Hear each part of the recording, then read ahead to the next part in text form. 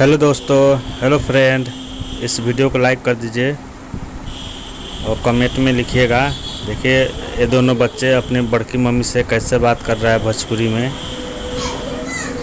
आपको अच्छा लगे तो शेयर भी कीजिएगा और आगे देखिए, बहुत मज़ा आने वाला है। दोनों बच्चे का बात सुनिए, बहुत अच्छा लगेगा। मम्मी से बतिए बती कब मम्मी को कौन है भाई कौन मतलब उतरा गए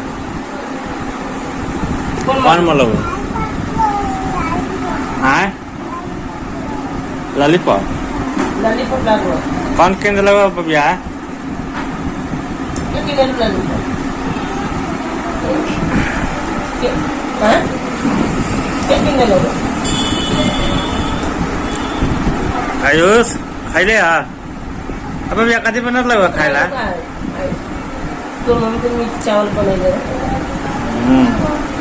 ना सब ले गेलो का हां का ले